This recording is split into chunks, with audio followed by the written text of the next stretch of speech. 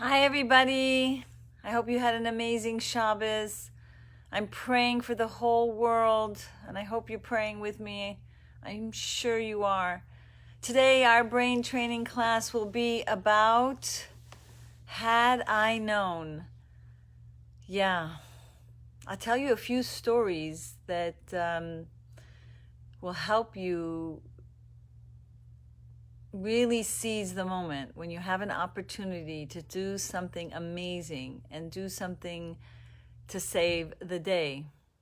You know, I was recently listening to some of Rabbi Simon Jacobson class, and he was mentioning how, right now, in this time period in our life, we either can be a audience or we can be a spectator watching what's going on, or we can be an activist, or we can be a leader, or we can do things that will make a difference. So each in our own way, we can try and do what we can to make every day a better day, even in the comfort of your own home right now, right? Look how many people are doing amazing things through just being nicer to one another. So this story takes place different time zones in the history of the Jewish people. And the Lubavitcher Rebbe writes about how, had they known, they would have reacted differently. First scene, Moshe Rabbeinu is lifted up to the position of the new leader of the world. Well, of the Jewish people that's going to influence the whole world. And Aaron actually decides that he wants to make a celebration and a feast, but he makes it a very low scale. Like, he doesn't go all out. And he did it for several reasons. One, because he felt like, well, I don't want to show off. My brother is the one who's chosen. So he didn't want to look like he was showing off. And also he was thinking, well, maybe they would think I'm jealous and I'm trying to make this big party to cover up that I'm jealous, that I want to be the leader because I'm the bigger brother, because. So what happened was he decided to make it low key. Another story took place, and this is the time of Boaz and Ruth. Ruth was a very, very poor woman. And she actually was going around trying to collect food from different people's farms, because in the Jewish religion, when you have a farm, you have to leave the corners and different laws that the food that is dropped will not be picked up so that the poor people can collect so they won't go hungry. So Ruth went and collected her fair share, and Boaz was known to invite and to give food and to be extra generous. But with Ruth, he decided that he would just give her the regular portion and not go the extra mile like he does so much for others, because she happened to be very pretty and people might think that he wants to marry her. So he didn't. He just wanted to. But had he known, the Rebbe from Lubavitch says, that it would be recorded forever in history, then he would have said, no, she's a poor person. I'm going to give her the fair share like everybody else. The third story is the story of when all the brothers were jealous of Yosef, and they put him in a pit. And Reuben was very against this. He said, this is not right. But he said to himself, you know what? I'm going to wait. And once they leave, I'm going to save him. Because I don't want to look like a show off that I'm the righteous of all the brothers. And I don't want to seem like holier than thou. Then they'll think like I'm trying to be, this leader over them. And he let it happen, and then something happened. He got distracted, and then all of a sudden, by the time he came back, Yosef was not there. He was sold as a slave. You may have studied that, right? So had he known, the Rebbe says, he would have done the right thing right then and there. Had he known in a few minutes that he would have been snatched and sold as a slave, he would have right away looked like a show off, as if a show off, looked like if he, like, because the deed was the most important at the time, not whether he looked good or didn't look good. So today, we're going to make a conscious effort. We're going to really think about things that we can do in our day-to-day lives that we could step up and like do the right thing, say the right thing, so that we're not going to regret, had I known, I could have. Oh my gosh, there are so many stories I can tell you in my personal life. I think we mentioned one before. Had I known that I wasn't going back to Israel right away, I would have said goodbye to everyone in a more gracious way, right? Do you remember that from last class? So sometimes we have to think ahead of things that we might not even think about, because now's the moment. We don't know what's going to be in an hour even, or in a day.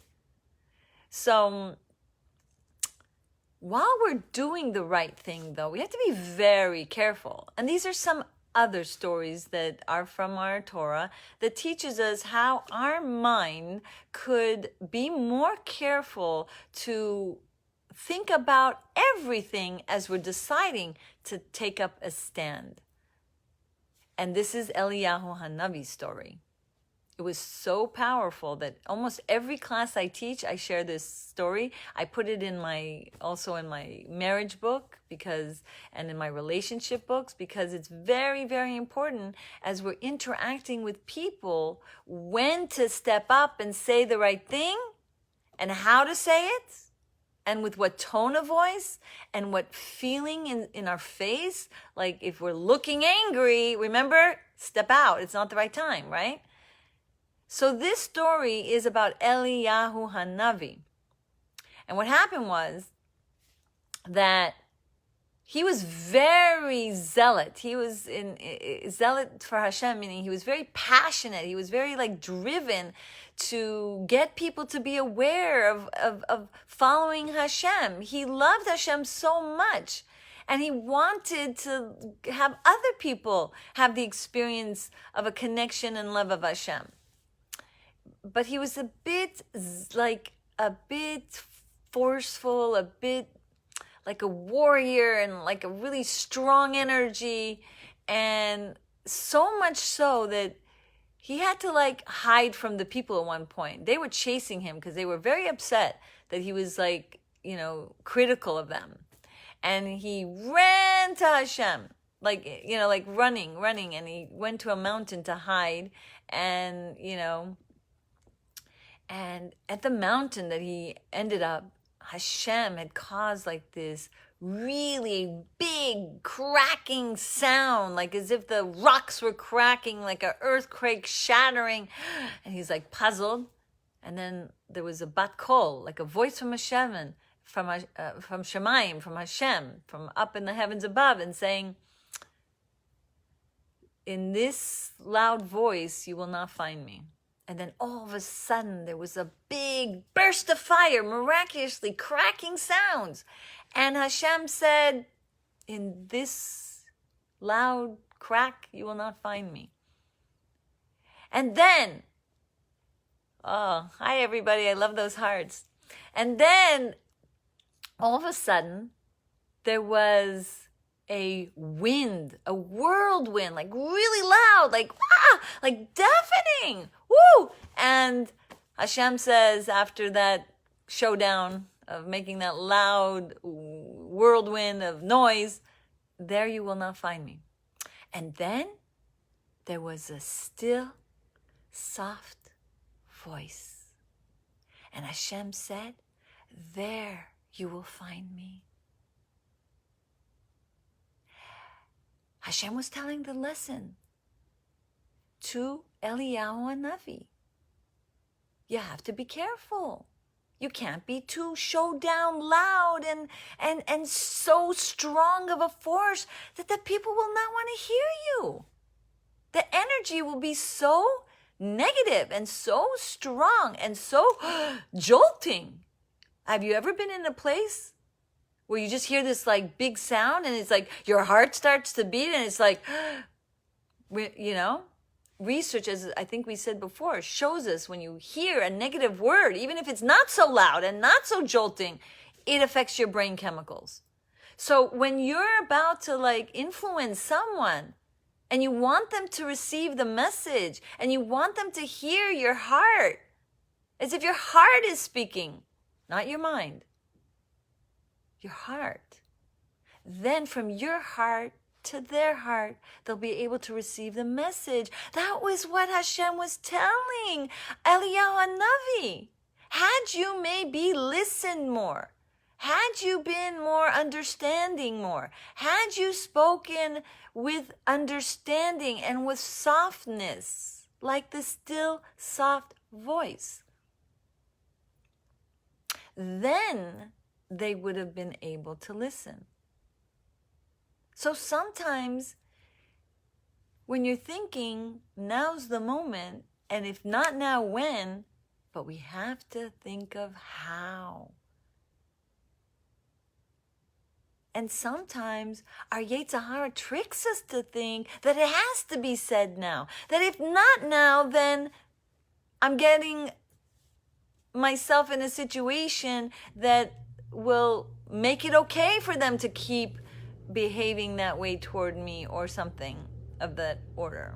Again, we're training ourselves to think what we can do while we're now stuck at home during this pandemic and during this time where we're trying our best to get along better, but realize that there's things you can do that will help you become an activist in making sure that things go better and better in your home.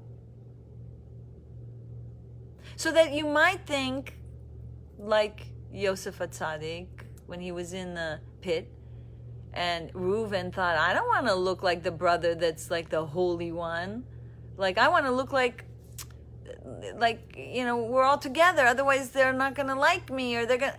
I'm not, you know, we got to be careful, yes, not to step over someone's feelings. We have to be careful. They might be the older brother, but in your own special way, you could be a leader in your own home, even if you're the younger one. In your own special way, you can be an example. And when it's called not to speak, that is also an example. Do you know that the dogs, during Yetzias Mitzrayim, when Hashem was saving the Jewish people, and there was such a like silence everywhere, the dogs were even silent. Especially, it's hard for dogs to be silent, and they knew Hashem like inspired them, and they knew like something special is happening. They sensed it. Like sometimes dogs know an earthquake is coming, and they bark, and all of a sudden there's an earthquake. I used to live in California many, many years ago, and right before there was howling of dogs. They sense things. Anyway, so they were quiet and they did not bark. And then Hashem rewarded the dogs by their being quiet. So there are times that you become a leader and show by example by being quiet and dealing with it in a way of quietness. There is a pasuk that says, in silence, righteousness do speak. And this is something that is so important when we're thinking about how to speak righteously. How do we speak with wisdom? How do we speak in the right way? So, the idea is as follows. Well, am I supposed to be silent or am I supposed to speak? Which one is it? So the first part of it is, in silence, righteousness to speak. Well, some say that being silent is a form of speech. So you don't have to go with such a look and such a energy that you're disapproving of their behavior. Let's say, God forbid, everyone's speaking and making fun of someone in the family. It's a big problem. And everyone starts laughing. You don't laugh.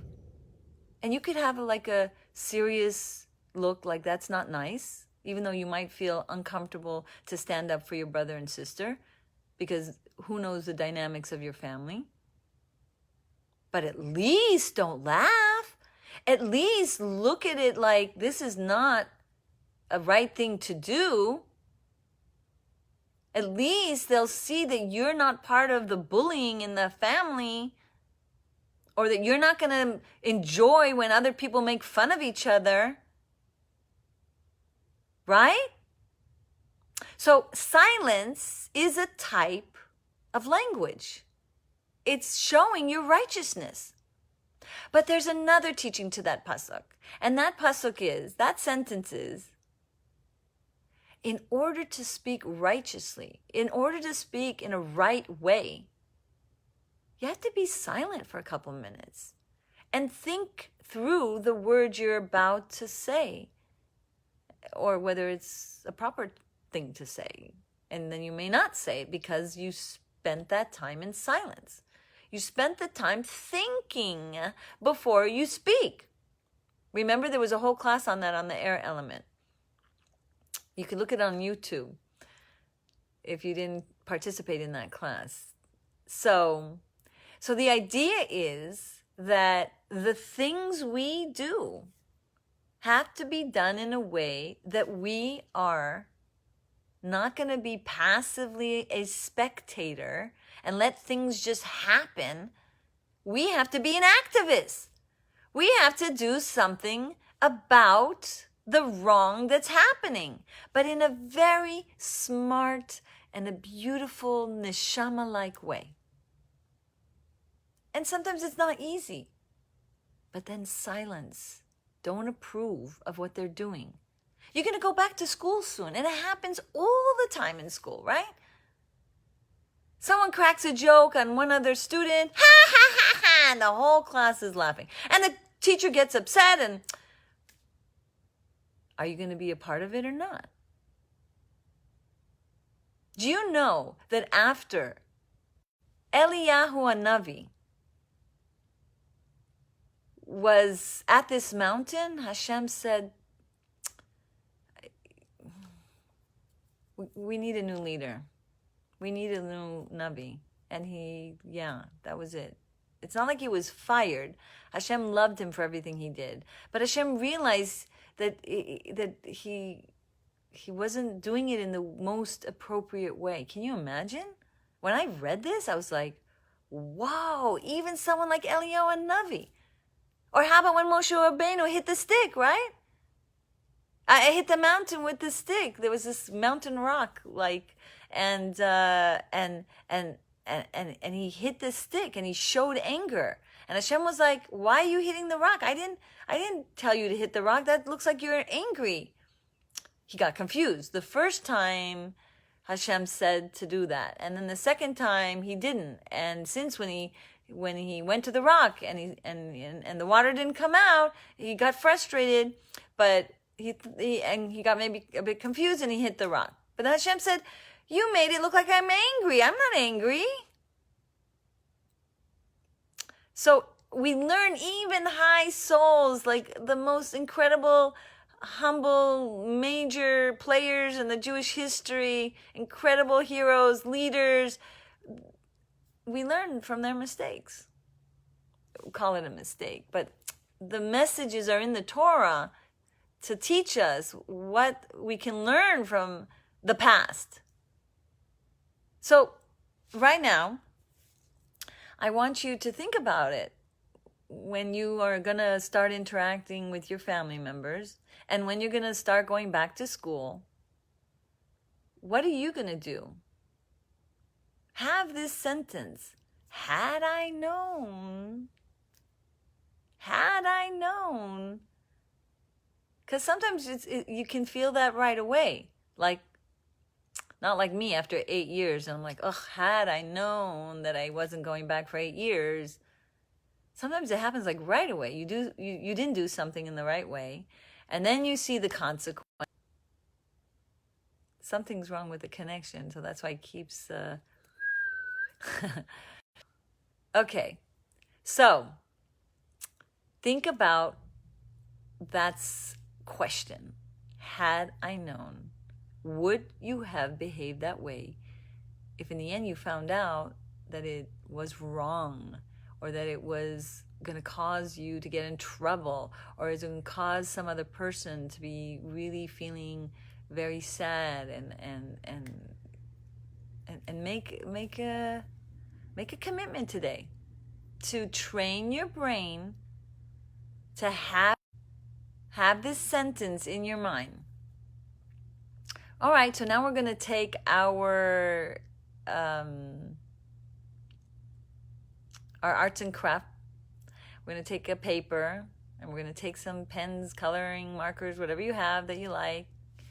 And we're going to either write some ideas for later for you to draw it and finish it if you want. But, and many times if you guys have ideas, post it here. What about this idea for this brain training technique? So, had I known? Maybe think of a situation before in your life that it turned out kind of sour after you decided to do a certain thing. Maybe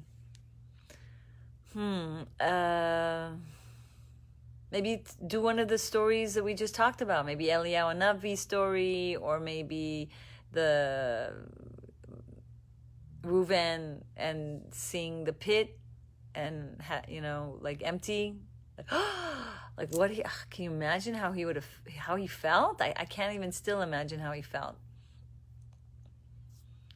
There was one time an incident that I was in a car and it was raining so hard, and these children in the car were begging me to stop and see what happened, because in their school there was a pup, like a cat, and with babies, and it seemed like it was stuck, and then maybe they didn't have food, and even though it was hours later, and probably that cat wasn't going to be there because they saw it in the morning and it was already like 5 o'clock or whatever after school hours, I wanted to make sure that I went to see the cat with them. Why?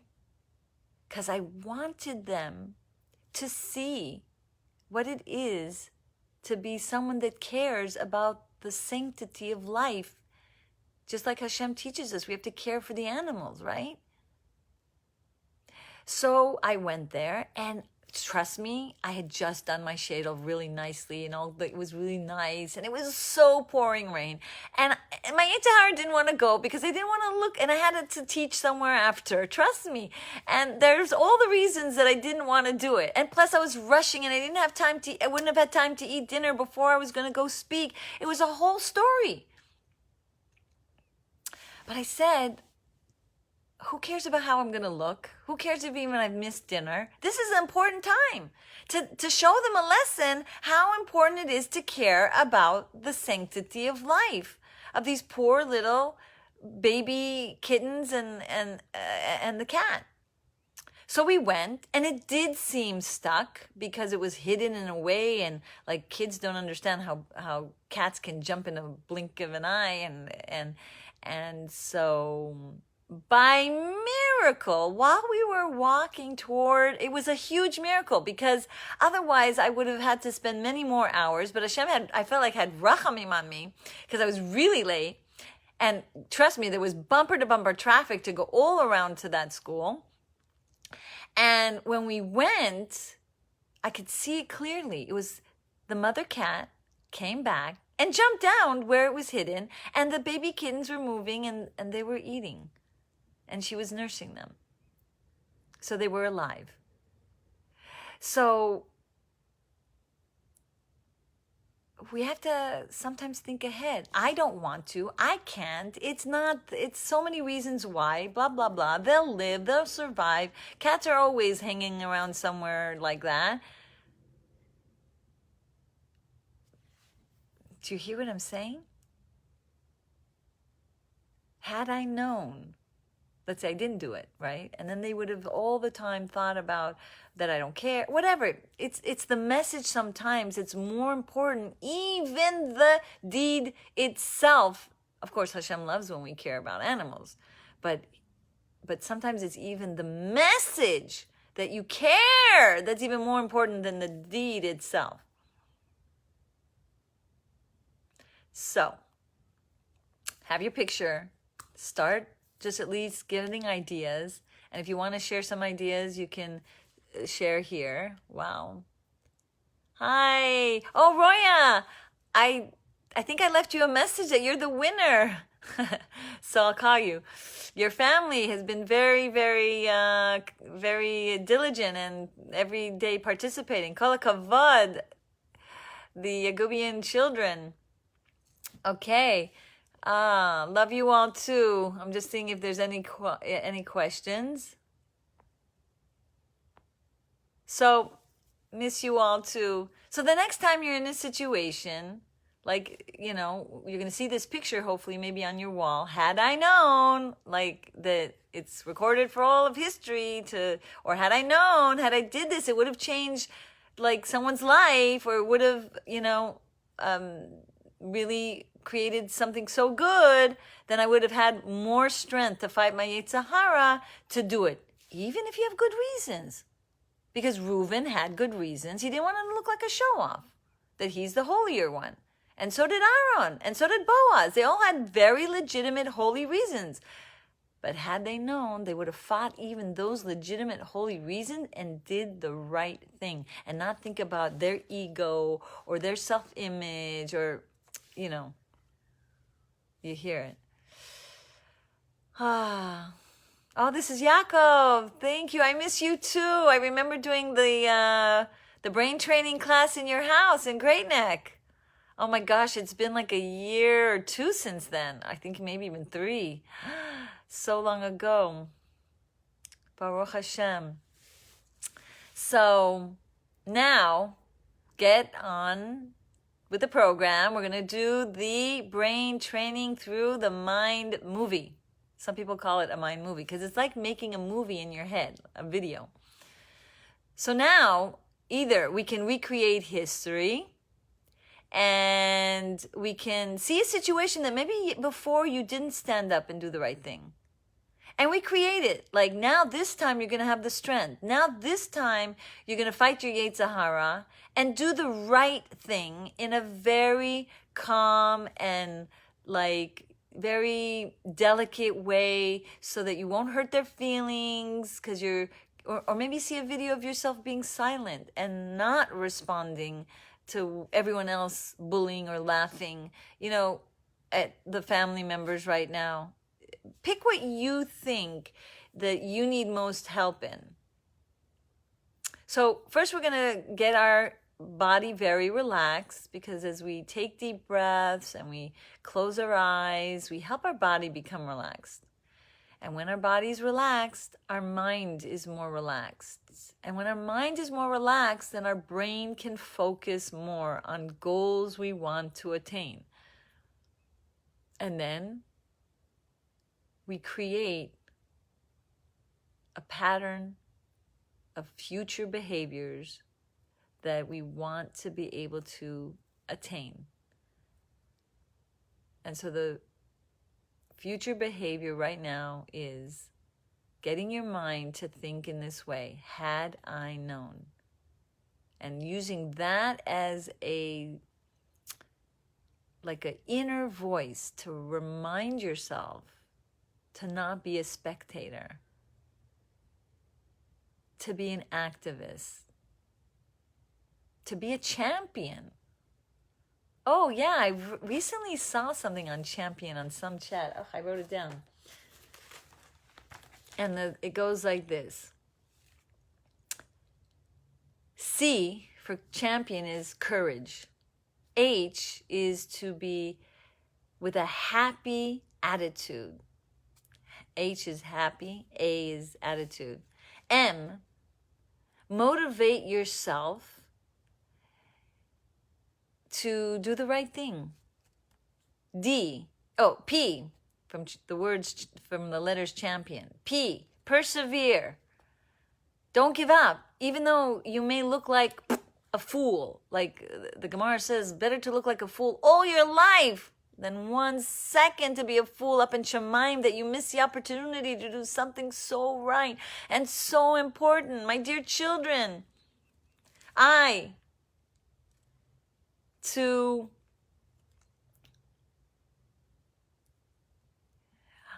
it says here integrity, but like integrity is like the real true you, like aligned with like the emes.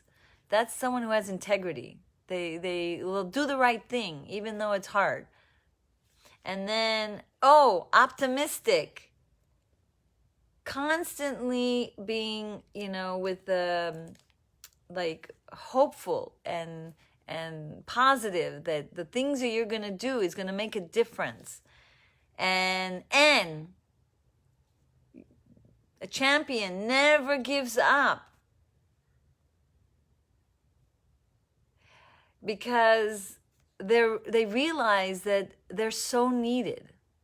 And you're needed in this mission to do one more thing to bring Mashiach now.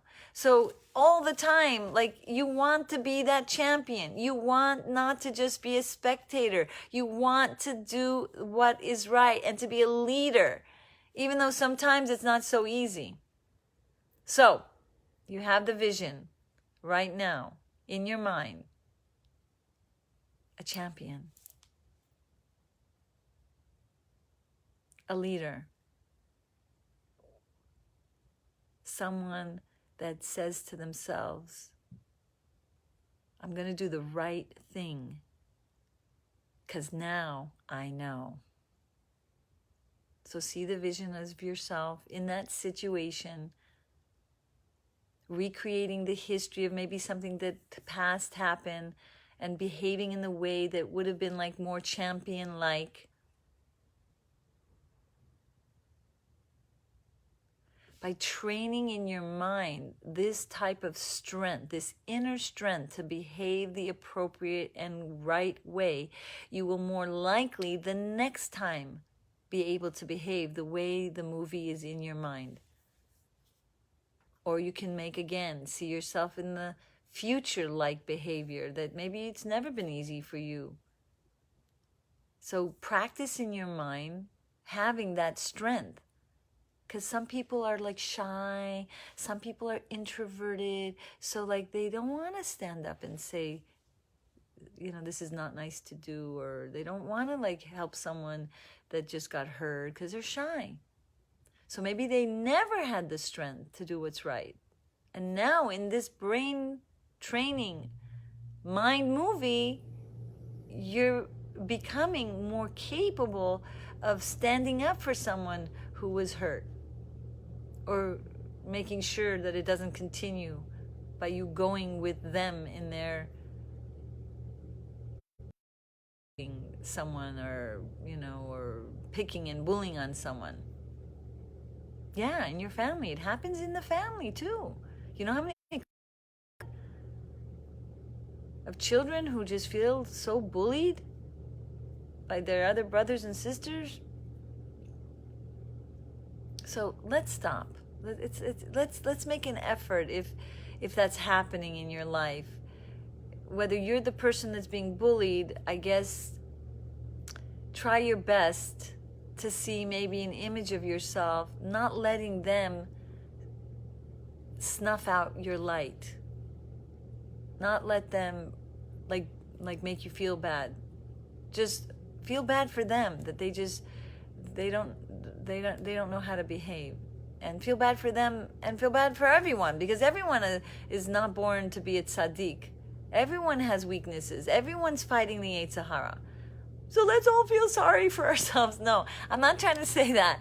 But it's hard for everyone. It's hard for your parents sometimes to be perfectly, like they want.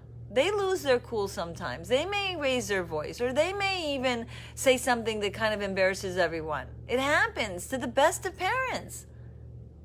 So if you're a parent watching this, or if you're a child that's frustrated because sometimes your parents are doing it, we're all trying our best to be better and better through these brain training classes.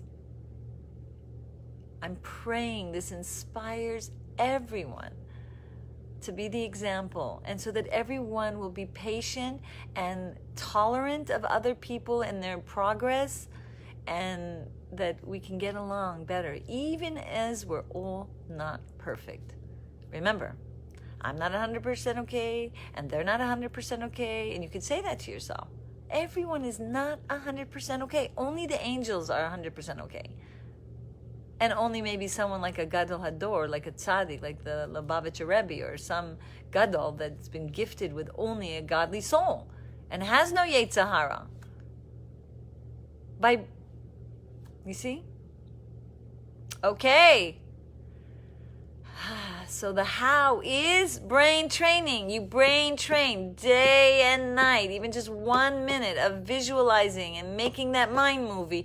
Then you'll be able to more and more be the movie or the mind movie that you've been programming in your head.